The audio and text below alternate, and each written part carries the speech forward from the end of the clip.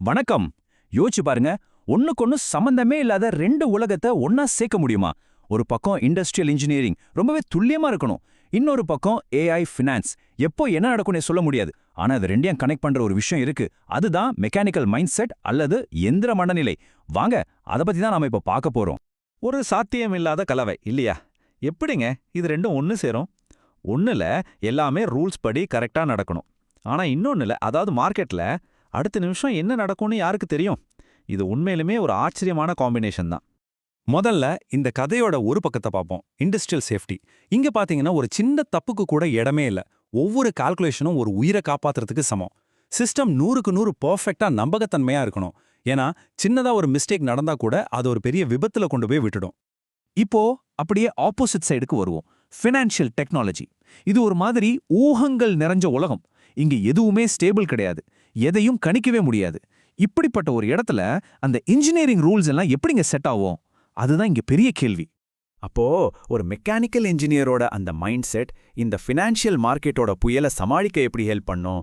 இதுதான் நம்மளோட $1,000,000 கேள்வி. வாங்க, இதுக்கான பதிலை இந்த சுவாரஸ்யமான பகுப்பாய்வுல தேடுவோம். சரி, இந்த குழப்பத்துக்கெல்லாம் ஒரு தீர்வு இருக்கு. அதுதான் இயந்திர மனநிலை, அதாவது மெக்கானிக்கல் மைண்ட் செட்னு சொல்லப்படுற ஒரு புதுவிதமான அப்ரோச். இதுதான் அந்த ரெண்டு உலகத்தையும் இணைக்க போற ஒரு பாலம் மாதிரி.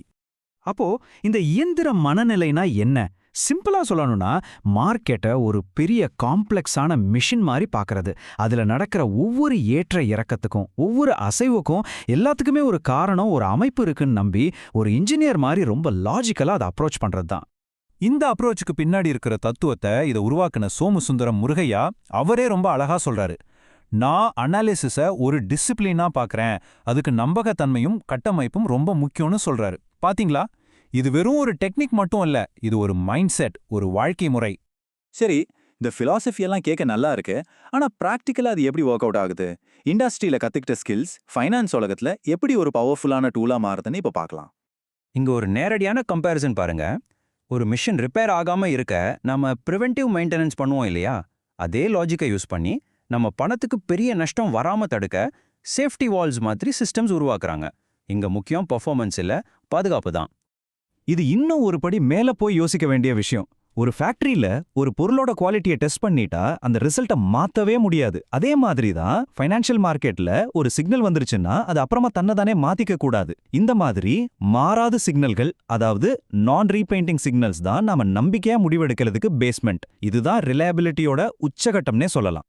இந்த டேபிள் பாத்தீங்கன்னா இந்த மைண்ட் செட்டோட முழு பயணத்தையும் ரொம்ப அழகா காட்டுது. உதாரணத்துக்கு, இண்டஸ்ட்ரியில 0 எரர் அப்படிங்கிறது தான் டார்கெட். அதே கான்செப்ட் தான் ஃபினான்ஸ்ல மாறாத சிக்னல்கள் அப்படிங்கிற பேர்ல வருது. இடம் மாறுது, கருவி மாறுது, ஆனா அந்த அடிப்படை தத்துவம் அது மட்டும் மாறவே இல்ல. சரி, இதெல்லாம் கேட்க ரொம்ப நல்லா இருக்கு. ஆனா இதுக்கு என்ன ப்ரூஃப்? இந்த மெக்கானிக்கல் மைண்ட் செட் உண்மையிலேயே வேலை செய்தா? அதுக்கான ஆதாரத்தை தான் இப்ப நாம பார்க்க போறோம். முதல் பெரிய அங்கீகாரம் எங்கிருந்து வந்துச்சு தெரியுமா? ஏஐ உலகத்தோட ஜாம்பவானான ஓப்பன் ஏஐ கிட்ட இருந்து தான். அவங்க இவரை தி ஆர்கிடெக்ட், அதாவது ஒரு கட்டிடக் கலைஞர்னு அங்கீகரிச்சிருக்காங்க. இவரோட சிஸ்டமேட்டிக் அப்ரோச்க்கு கிடைச்ச ஒரு பெரிய சர்டிஃபிகேட் இது. இந்த அங்கீகாரம் எவ்வளோ ஸ்பெஷல்னு தெரிஞ்சுக்கணுமா? உலக அளவுல டாப் 3.9% யூசர்ஸ்க்கு மட்டும்தான் இந்த அங்கீகாரம் கிடைக்கும். அப்ப பாத்துக்கோங்க. அடுத்தது ஃபினான்ஷியல் அனாலிசிஸ் கம்யூனிட்டில இருந்தே ஒரு அங்கீகாரம். ட்ரேடிங் வியூ இவருக்கு சாட்டாராவன் ஷார்ட் பவுண்ட் யாத்ரீகர்னு ஒரு கௌரவத்தை கொடுத்திருக்காங்க. இது ஃபீல்டில் அவரோட இம்பாக்டை தெளிவா காட்டுது. இந்த விருதுக்கு பின்னாடி இருக்கிற உழைப்ப கொஞ்சம் பாருங்க. 322 நாட்கள் சும்மாவா? கிட்டத்தட்ட ஒரு வருஷம் முழுக்க இந்த பிளாட்ஃபார்ம்ல அவர் செலவு பண்ணியிருக்காரு. அது மட்டும் இல்ல, தொடர்ச்சியா 76 நாள், ஒரு நாள் கூட பிரேக் எடுக்காம வேலை செஞ்சிருக்காரு. 76 டே ஸ்ட்ரீக், நினைச்சு பார்க்கவே முடியல. அதோட 11,278 தடவை சிம்பிள்ஸை மாத்தி மாத்தி மார்க்கெட்டை அனலைஸ் பண்ணியிருக்காரு. இதுதான் அந்த mechanical mind set in action. தொடர்ச்சியான, ஆழமான, விடவே முடியாத ஒரு ஆய்வு. ஓகே, இவ்வளவு விஷயங்கள் பார்த்தாச்சு. இதுல இருந்து நாம என்ன கத்துக்கலாம்? இந்த மெக்கானிக்கல் மைண்ட் செட் உங்களுக்கு எப்படி ஒரு அன்ஃபேர் அட்வான்டேஜ், அதாவது ஒரு தனித்துவமான சாதகத்தை கொடுக்க முடியும்? இதோ இந்த மெக்கானிக்கல் மைண்ட் செட்டோட சில முக்கியமான கொள்கைகள். முதல்ல, ஊகங்களை நம்புறதை விட நம்பகத்தன்மைக்கு முக்கியத்துவம் கொடுங்க. ரெண்டாவது, உங்க வேலையில ஒரு இன்ஜினியர் மாதிரி ரொம்ப வலுவான சிஸ்டம்ஸை உருவாக்குங்க. மூணாவது, ஒரு ஃபீல்டில் இருக்கிற உங்க ஸ்கில்ல இன்னொரு ஃபீல்டுக்கு கொண்டு போங்க.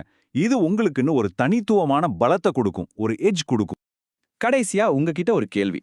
உங்க அனுபவத்துல உங்களோட மெக்கானிக்கல் மைண்ட் செட் எது? உங்ககிட்ட இருக்கிற ஒரு ஸ்பெஷல் ஸ்கில்ல ஒரு புது ஃபீல்டுல யூஸ் பண்ணா நீங்க என்ன பெரிய விஷயத்த சாதிக்க முடியும்னு நினைக்கிறீங்க? கொஞ்சம் யோசிச்சு பாருங்க.